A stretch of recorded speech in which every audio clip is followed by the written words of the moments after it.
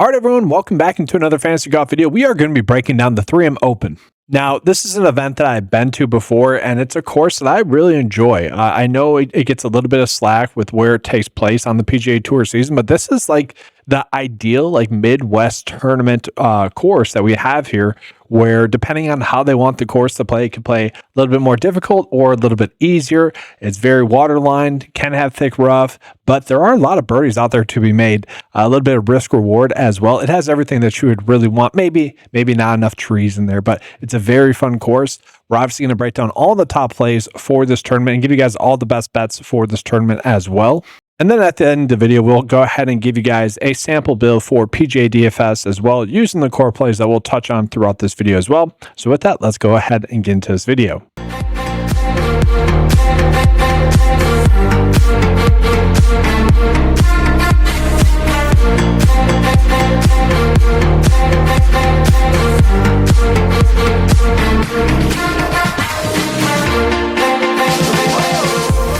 Now, before we do that, I do want to just get into a quick recap from last week, guys. Last week ended up being a pretty darn solid week, not only for the Open Championship, but also for the Barracuda Championship as well.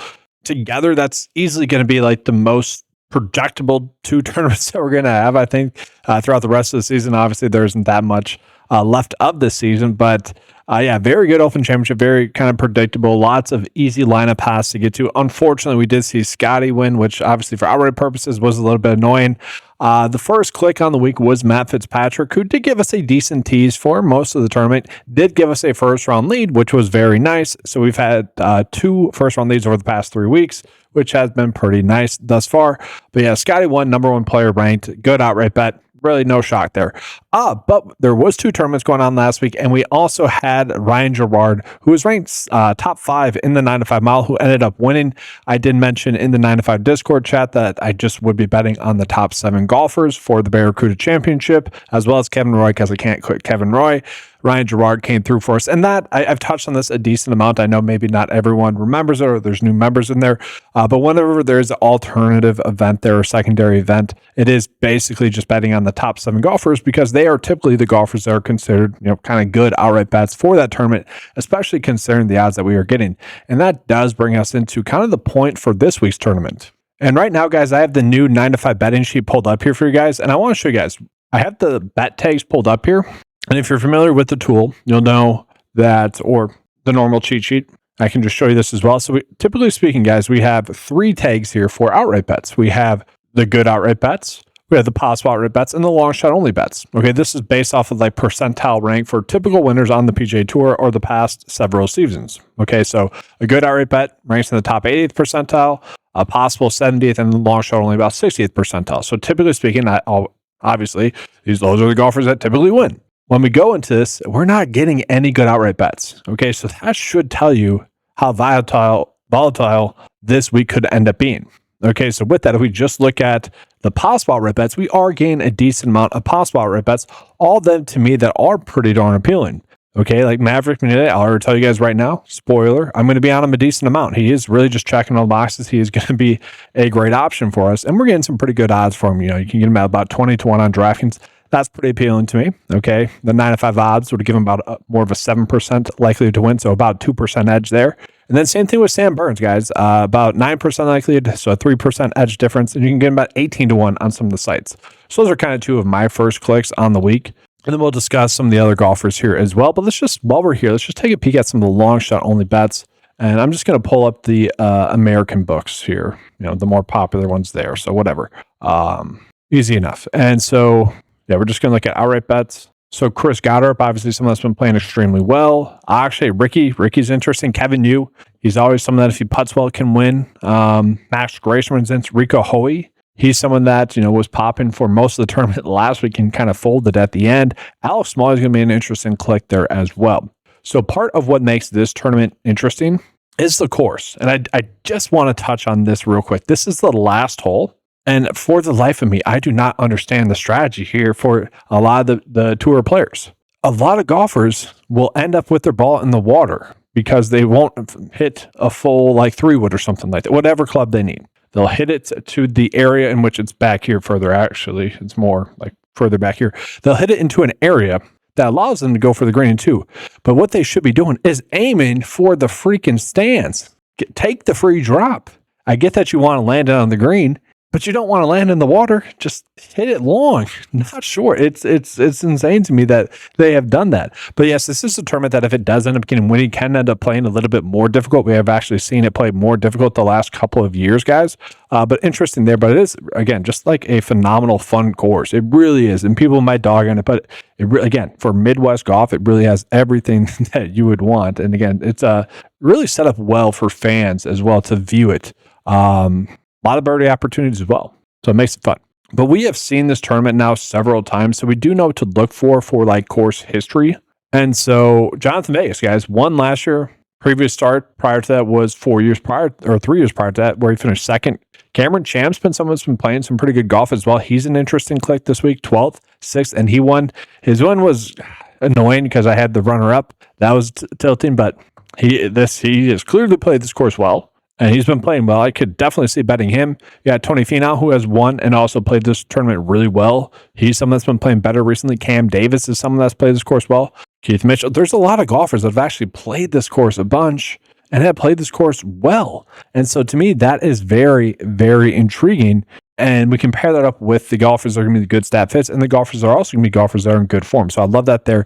And speaking of the stats fits, let's go ahead and take a peek at that. So we have seen this tournament enough to know which golfers are going to be the top stat fits for us. So the two stats that really are kind of the most key, and key stat number 5 is going to be par 5 scoring, guys. That is one of the more key stats. Do want to toss it out there. But birdie or better percentage as well.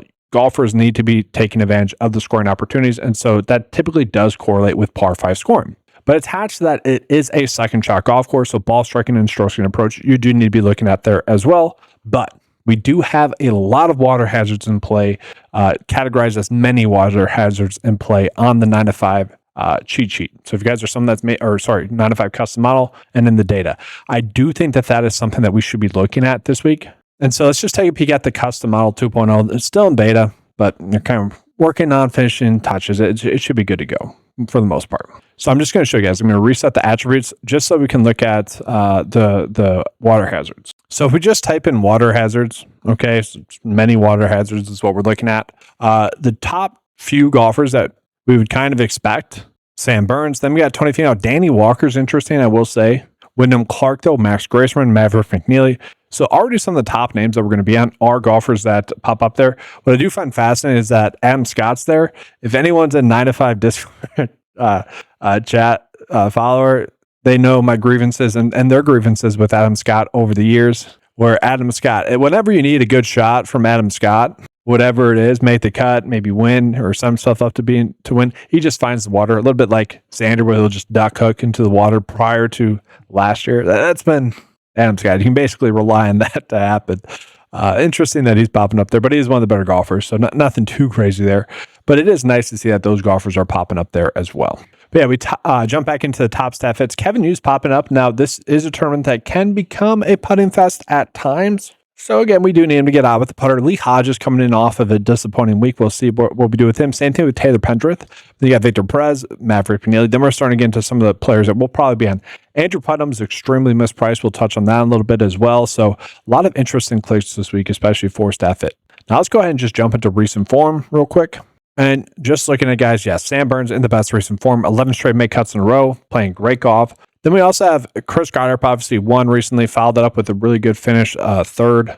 But maybe it's just a Euro specialist now, because prior to that, 21st, 26th, 23rd, we'll see. But no, he's playing good golf. He's some that his game does fit this course. Vince Whaley, I'm actually kind of shocked at his price tag. When we look at it a little bit more, we'll kind of see why. But given the form, guys, 10 straight make cuts, a fourth mixed in there, a good week last week as well. Kind of surprising. Taylor Pendrith with that missed cut, still playing really good golf as well. Bo Hosler, 4th, 14th, 11th, playing really good golf. Maverick McNeely, as I mentioned, playing good golf. Kurt Kitayama, Tony Finau. Like, we do have a lot of golfers that are playing really good golf, especially considering the tournament that we have this week. But we do have some question marks, like Cameron Champ, who is coming in off of a missed cut. Prior to that, had he not missed a cut, and it was one really good round and then one terrible round. I think we can kind of write that off with him, but that's a question that we need to ask ourselves: is he going to be worth it at that price tag? Probably. You got Sam Stevens playing good golf, guys. Anton Rosner as well playing good golf. And so a lot of interesting clicks for sure. Kevin Roy, oh gosh, terrible round 4. That was annoying. He's someone I do think we can trust, though, as well, especially as price. And then last, let's just go ahead and take a quick peek at the golfers that are considered good specialists, and we're just going to look at it. So this is, again, just taking all the unique characteristics for that week's tournament and putting it into one data point. So we got course style as well, guys, mixed in there. So TPCs mixed in there. The amount of bunkers, there are a decent amount of bunkers, but again, the water hazards in play are kind of key. The weather as well is something we'll look at. Full tournament field event, rough, all that stuff. But in order, Max Graceman, Taylor Pendrith, Sam Burns, Maverick McNeely, Adam Scott. Again, a little shock in there. Taylor Moore, Tony Finau, Andrew Putnam, Sungjae Im's interesting. He's someone that's played this course a decent amount as well. So I do think it's somewhat of a straightforward week in terms of who we're going to be on, but we also do have some risky, educated plays that we have to be on as well. And so, so let's just go ahead and start off with the top 2 golfers, guys, Sam Burns and Maverick McNeely. I don't really fully understand their pricing, given the fact that last week we were still paying up for Scottie Scheffler at his price tag. And now we're getting, really, I would say the top 2 clearly best plays in the field at 10K. Like, we've kind of grown accustomed to just playing the quote unquote safe plays and just having to pay up for them, typically speaking, at Scottie. But in this case, comparing these 2 golfers, at least how they're playing right now, to the rest of the field, they do stand out. So we'll start with Sam Burns here, guys, who to me is actually going to be a core play for me. I know it's cherry picking. He's the number 1 golfer in the field, but obviously, okay, we are getting him at a discount. Okay, he does have course experience as well. Finished 12th at this tournament last year, and the form has been pretty darn good. And I do think the fact they struggled at the Open Championship and at the Scottish Open, where he finished 45th and 47th, I can kind of write that off. Maybe he just didn't travel well, if that makes sense. But 17th at the Travelers, 7th at the US Open, 2nd at the RBC Canadian Open, still bitter about that one. And so he's just playing great golf, right? He is in the best form in the field. He also is a top 10 stat fit. The one concern with him is the stroke gain approach, where he ranks 89th in the field. But again, guys, going back to that key stat, that water key stat, number 1 in the field. So knock on wood that it doesn't regress here, but in terms of not putting himself into trouble, we should be seeing pretty well there. And that is something that I'm putting it in as a key stat. I've done that for like 3 weeks in a row now, which is something I typically don't do, those kind of more specialist-based stats. That's why it's its own separate category. But I do think that is truly a key stat for this tournament. Again, many water hazards in play, basically all the holes have water hazards in play in some capacity. And so with that, we do want to be targeting golfers that are not going to make mistakes and golfers that have control of their golf ball. Now, the stroke gain approach does worry me. Again, 89th, but still pretty good overall. Pretty better percentage, 13th, 32nd in the field in that ball striking as well. So overall, pretty good. But top 10 or better in all of the stats that we're looking at. He is someone that is easy to click on. Now, the question is, do we play both of Sam Burns and Maverick McNeely or just one of them? That is a big question. Okay, Maverick McNeely has at least played some pretty good golf, during the Euro portion of the season, if you will. The Open Championship, top 25, Scottish Open, top 25. 2 good enough finishes for us. And then we look at the Travelers, US Open, Memorial, pretty good stuff there. Did struggle at the Charles Schwab Challenge, but played well at the PGA Championship as well. Overall, we really like that there from him. And so, yes, he is going to be core play number 2 for me. I know, guys. Top 2 players. Keep watching the video. I apologize for that. I can't control it. I can a little bit, but to me, they are the 2 players that truly are core plays to me. And we'll take a peek at the data tag here in just a second to see if that is confirmed. But course history-wise, guys, 3rd, so we love that, 49th, and then 16th. So good course history, and also has shown us the top 10, top 5. Specialist, he is collectively the 2nd best specialist in the field, 6th best recent form, 5th best stat fit in the field as well. Nothing concerning stat fit, and I think that's a key thing to call it, guys. Nothing concerning stat fit-wise. And so he's really just checking all the boxes as well. And so let's go back, and let's just take a peek here at the data tags. And I just want to see who are considered the core plays this week. Maverick McNeely. Okay, makes sense, I think, given the fact that we have seen Sam Burns kind of have 2 lackluster starts in a row on the PGA Tour. So Maverick McNeely is the only core play. And again, I'm okay with that. So the data agrees with that assessment. And so from there, let's just go ahead and take a peek at some of the other golfers in the high tier. I will say it does become much more difficult to collectively say one play is better than the other in the high tier. Okay, Chris Goddard. Again, I do think he is someone that is appealing. I don't love the fact that we are catching him off of a recent win. Typically speaking, that doesn't Boyd well, especially at a high price tag. That's a little bit concerning to me. I do think Wyndham Clark's game sets up to be like someone that I do think could win, and is someone that I actually like better as like an outright bet more than I do like a DFS play. So like a 25-1, if you guys are someone that's like maybe placing a bet on him, I'm okay with that. And that's just because his form has like kind of shown that maybe someone trending towards a win, but he's also someone that could randomly just implode, and that's what's concerning to me. Ricky's interesting. Taylor Pendrith, had he not missed the cut in his most recent event, obviously that was the Open Championship, where he did have a terrible opening round, I do think we can kind of write that off. And I think he's a little bit safer because of that, especially at this course where it is a good course for him. And, you know, fourth best specialist in the field. Does have 2 starts at this tournament. So his first start, 77th, so not good there. But then a 5th. Okay, so he played really well last year at this tournament. Okay, and again, he's going to be a pretty good stafford as well. 3rd best staff in the field, 4th best specialist again. And so the fact that we can get him at like 35-1 on Bovada is a little bit interesting to me. I do think that is someone I could talk myself into. But again, he is much more of a good outright bet, I think, rather than a good DFS play. Depending on his ownership, maybe we get to him more. So I'm kind of been like defaulting to Tony Finau, which again does feel a little bit ugly, but he has such good course history here, guys. 2nd best golfer in the field in those water aligned courses. Okay, 7 straight mid cuts. You know, really just besides the stat fit where he ranks 42nd in the field, he is basically checking all the boxes that we would want. And if you look at the events he's playing in, he's typically playing in those more difficult scoring events. And this is just a complete 180 from those. And so we look at these more easy scoring and normal scoring events. He does play much better, especially compared to everyone. So top 10 in the field there. So we like that. Good in TPC style courses as well. 5th in the field there. So I'm surprised as price. I actually thought he was going to be the 3rd highest priced player in the field, just given the name value that he has. And so I probably will be getting to him a decent amount. But now let's go ahead here and get into this mid-tier, guys. The mid-tier, I'm mostly passing up on it, just given the fact that this is a week in which, if you look at how the week is set up pricing wise, I do think it makes more sense to go with the cheaper like 7K plays that are basically just as good a plays as the 8K range, both in terms of safety and upside actually. And so I haven't seen myself getting too much of this 8K range, this mid-tier range, this dark horse range, much. But we'll touch on it real quick. And so just, again, proceed with caution here, I would say. So like Jake Knapp is appealing. 4 straight make cuts, playing good golf. Withdrew from this event last year, kind of, oh well. I do think he could play well. Davis Thompson, Kirk Kidam, I do think these golfers are going to be golfers that do play well. Keith Mitchell has played this tournament well. He's playing better more recently. Had a little bit of a lull. He's playing better recently. Good staff fit. Maybe someone would tease for a first round lead. But we got Keith Mitchell, guys. Mr. First Round Lead going up against also Mr. First Round Lead Kevin Roy. Be a battle of the ages for us at the 3M Open if they get the AMT time. Actually, I might have to place those bets just for the fun of it. Obviously, if you guys have been following the write-ups and whatnot, or the Discord, or even the videos I mentioned in passing as well, Keith Mitchell hit us for First Round Lead twice, but also gave us a bunch of tilts in there.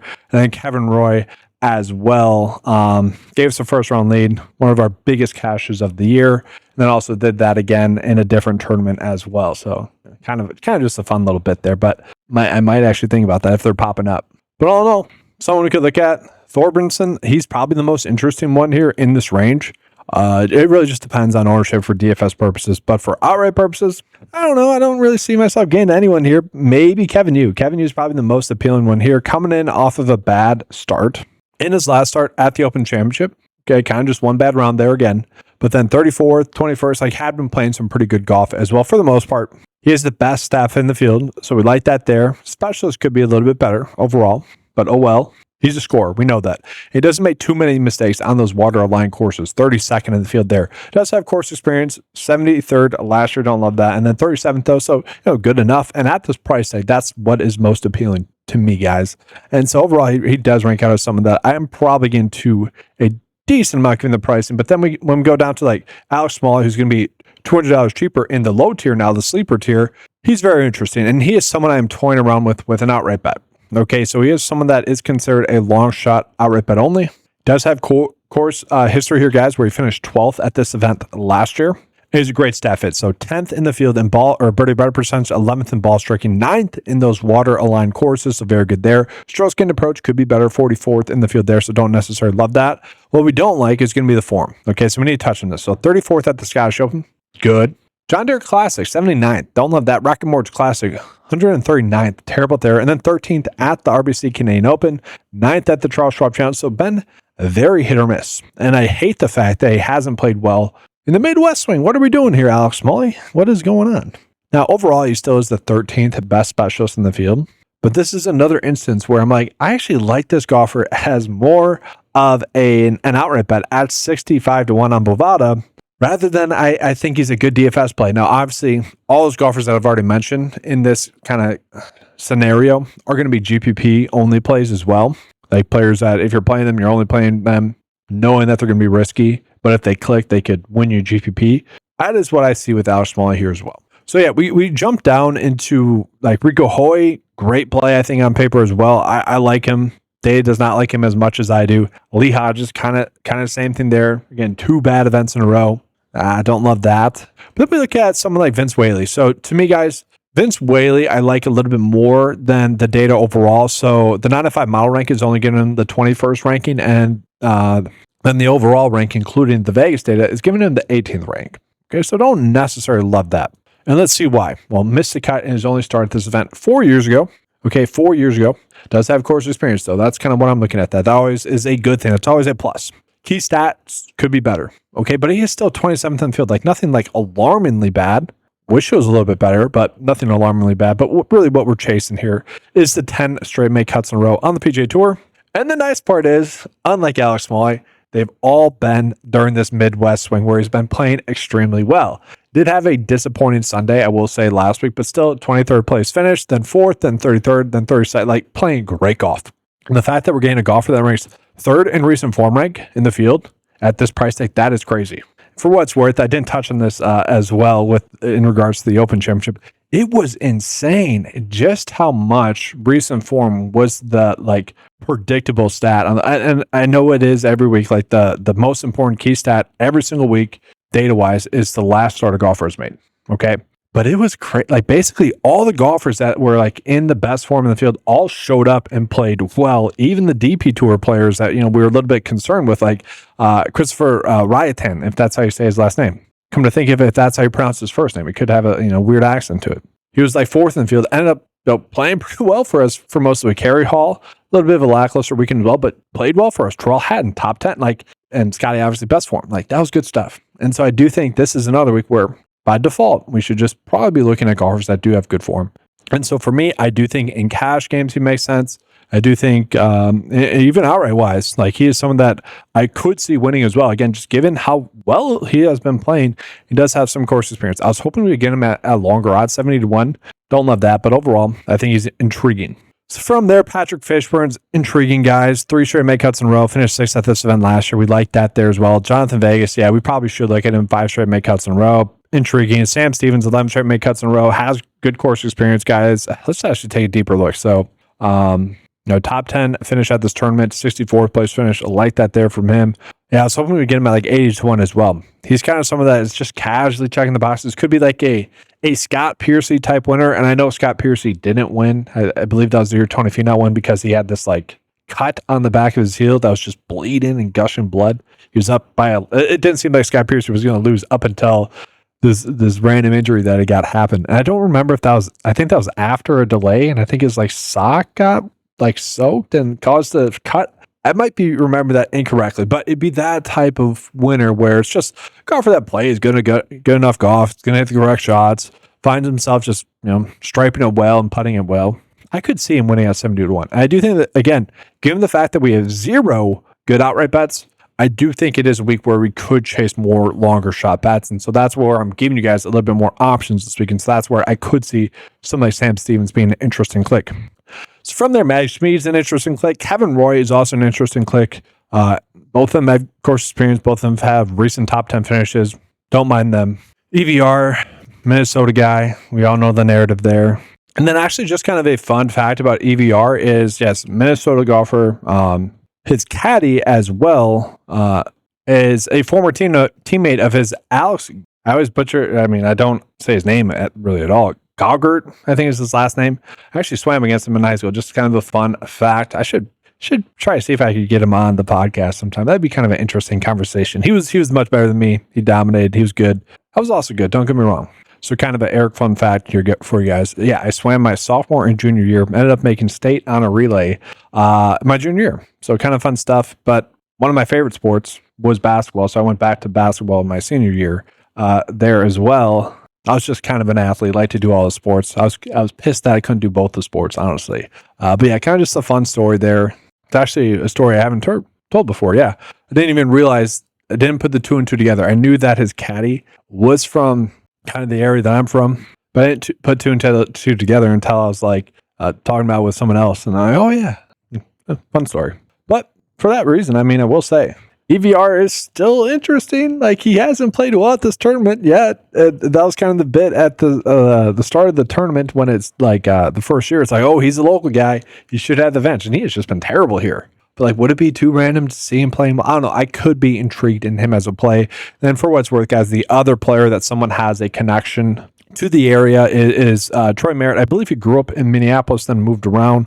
But he went to college at the same college I did for 1 year as well. So I was like cheering for Troy. Money Merritt did make the cut last week. Maybe somebody could look at. I don't know. He's always a fun player for me to cheer for. But did want to toss out. Those are the two golfers with local ties at this event. Now from there, we need to get into another core play, which is going to be Andrew Putnam. Now Andrew Putnam is a little bit of an asterisk as a core play. It's definitely more of a pricing core play, but it does feel like a pricing mistake. Okay, the reason why his price is low is the fact that he withdrew from the John Deere Classic, okay? And then at the Scottish Open, 80th. But then he followed that up with an 11th place finish at the Barracuda Championship, okay? We have seen him place 8th at the Rocket Mortgage Classic, 6th at the RBC Canadian Open as well. So he does have 3 top 11 finishes or better in his last 5 starts, and so that's intriguing. We go ahead and take a peek at his course history as well, 19th and 11th there. Stat fit wise, guys, he's top 10 in the field. He's not the best in birdie better percent, 67th in the field there, but then 35th in ball striking, 21st in that water aligned courses, and then also 15th in the field in strokes gained approach. He's also the 8th best specialist in the field. So to me, guys, he is someone that's really looking like a good DFS play considering his price. And that's where I'm like, why pay up for some of those other golfers that are kind of in the same realm of uncertainty when we can get someone like Andrew Putnam, who made cut-wise, guys. He has made the cut in over his past 20 starts, 65% of the time. His odds are about 61% as well. We'll take that. I don't mind him as an outright bet, though. It's 70-1. And this is the thing, guys. This is a tall tale sign that someone is kind of a good outright bet. 75-1 on points bet there. Bovada 80-1, and then bet online 40. Okay, so we are getting a lot of different lines. Books just do not know how to value him. And so I think the fact that we can get him at about 80-1 on Bovada, that is pretty intriguing to me. And so we put those core plays in there, guys, thus far. So those, obviously, Sam Burns and Andrew Putnam, Adam McNeely, we're seeing pretty even still. We put Andrew Putnam in. We have 7.4 left over. So the next golfer is actually going to be the last core play that I'm going to mention here, Hayden Springer. And again, this is going to be mostly due to the form that he's in. And he is in pretty good form. So he's finished 23rd, 14th, 44th, and 34th over his past few starts. He's made 7 straight cuts in a row now on the PGA Tour as well. None of them elite starts. That is a little bit concerning to me, but overall playing some pretty good golf. He did make a start at this tournament last year where he finished 59th. Key stat-wise, he is 8th in the field in birdie better percentage. We like that there from him. The rest of it is kind of lackluster. Only a top 40 staff in the field, also top 40 specialist. Okay, so I don't think we should go too crazy with him in terms of expecting a great upside finish, but I will say, looking at his odds right now, the fact that you can get him at like 125-1 on Bovada is pretty interesting, I will say. Again, just given the form that he's been playing, pretty good golf overall. He kind of falls into what I'm going to call the Scott Piercy territory, the Lee Hodges territory, if you will, as well. Or just continue to play good golf. Maybe things just are clicking a little bit more for him. At an event where some of the bigger name golfers could just have a blow-up hole or two. We all remember, you maybe don't, but DJ at this course had a few blow-up holes. It is funny. DJ, Brooks Koepka all struggled at this event where Tony Finau has won. Just kind of interesting there. But yeah, I do like Springer as a core play at 7K. So we'll go ahead and put Hayden Springer into that. And then we have about 7.6 left over on average. So that's where we could maybe play someone like Vincent Whaley, who, is an intriguing play. I think he's going to be a safe play. We have about 7.5 left over. Patrick Fishburne becomes an interesting click. Maybe look at Jonathan Vegas, the guys there, Mag Schmid. Those are all pretty darn interesting clicks to me. They are. I'm not exactly going to close this out because probably Sam Stevens, honestly. Just chase the form, chase the make cuts. But you could go anywhere with that. So let's go ahead now and jump on into the values. Rosner is going to be interesting, guys. Does have a massive make cut streak going on. And look at him. He does rank out top 30 or better in the key metrics that we're looking at. So specialist data, stat fit, recent form. Again, I don't get what's going on with him. He has been someone that has been in this range a decent amount where we're just getting a cheap make cut, projection wise on paper. I think that's pretty appealing. Now, another play that I want to call it where I actually don't mind chasing him as like a long shot bet is Jackson Suber. And it's mostly just because I think he has the upside to win. So he finished 7th at the Barracuda Championship, played a really good week there, and then also 6th at the Rocket Mortgage Classic. Now, John Deere Classic, 65th, Misco Championship, 45th, so not terrible there. And then, played pretty well at the RBC Canadian Open as well. During this Midwest swing, playing some pretty good golf. Now, overall, he still ranks out 24th in the field, so don't love that. Specialist-wise, we are going to see he does mostly struggle in this type of event as well, so don't love that. But the odds that we're getting for a guy that has, 2 top 10 finishes during the Midwest swing, and you can get him at 125 to 1, a golfer that stat fit wise, 6th in the field in strokes gained approach. I don't think we need to look at the water stat too much. I don't love that he's terrible there. 35th in the field in birdie better percentage, but again, he is someone that we could chase some upside with in a week where we could be chasing more long shot bets. I mean, if you guys are betting on Unibet by chance, 150 to 1. I just like the number that we're getting on him. Okay, so that could be, I'm not someone that typically does quarter unit bets or anything like that. That could be something you could chase. Maybe someone you guys want to bet to top 10 at 11 to 1. That also seems a little bit crazy to me. Again, that's just me looking at someone that I would say isn't being properly valued per the upside that it has. And look at the 9 to 5 rank, 46 in the field. And then if we just kind of look at the 9 to 5 day, it's not a big difference. Okay, so the 9 to 5 odds are going to be a 1% likelihood to win per Vegas. That's only a 0.2 difference in terms of percent. So nothing crazy there. But again, I like it as a long shot. And maybe for like DFS purposes, I don't mind him there as well. And then from there, let's just finish out the values tier. Ricky Castillo is someone that's interesting, guys. He is someone that I've been calling like a poor man's Kevin Roy.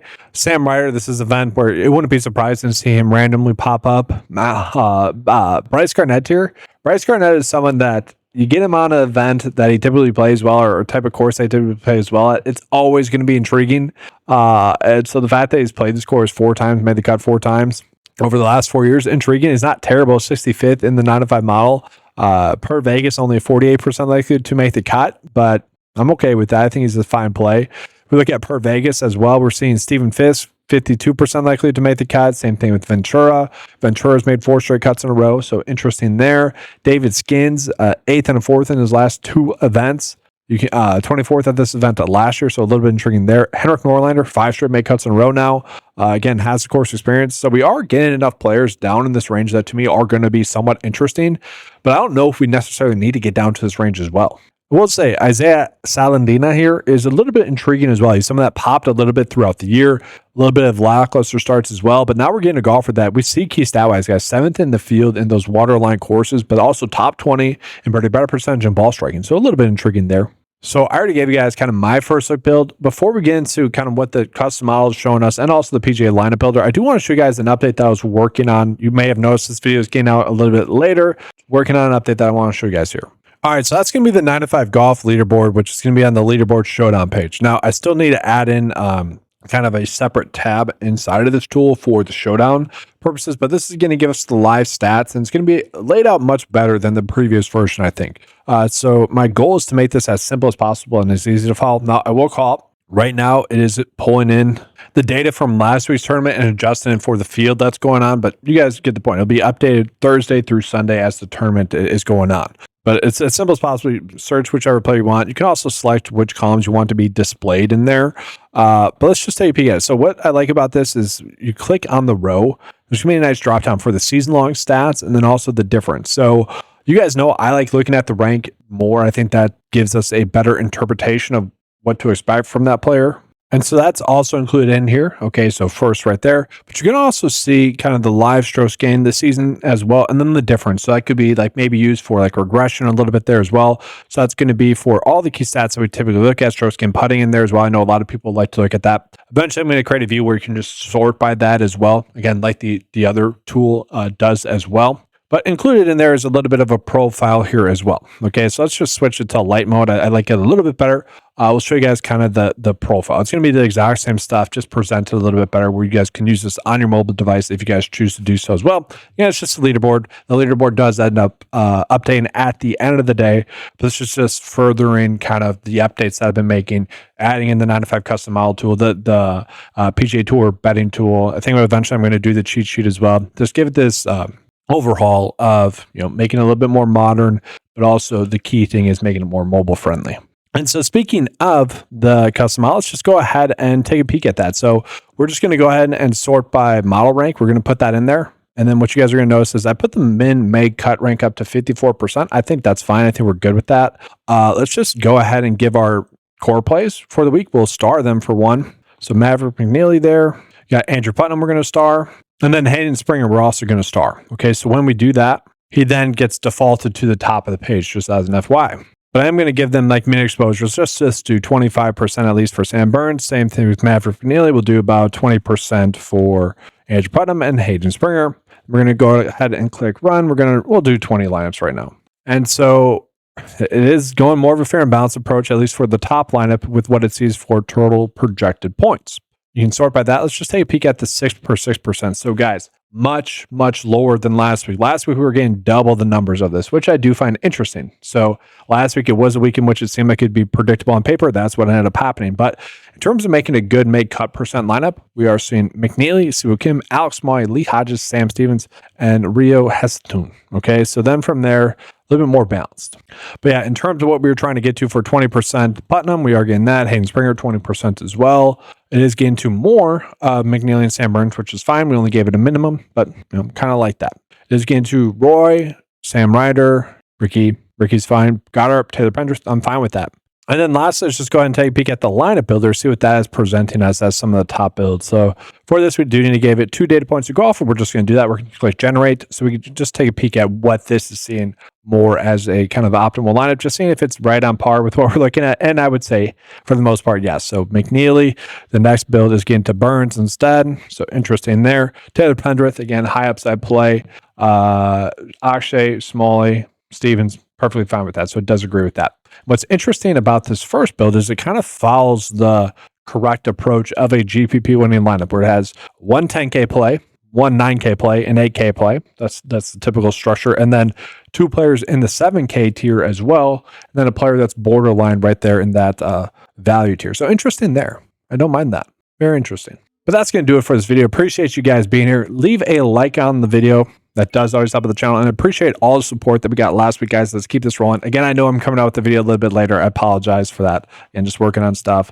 But also, if you guys have never subscribed to the channel, do that as well. That does help out the channel a decent amount as well. If you guys would like access to any of the tools that you saw in this video, head on over to 9to5sports.com. You guys can get access to all the tools available on the website for a low monthly cost, again, of only $10 a month. Appreciate you guys being here. Good luck with all your builds, and good luck with all your bets for the 3M Open. Thanks for watching. Good luck. And as always, guys, let's keep on cashing.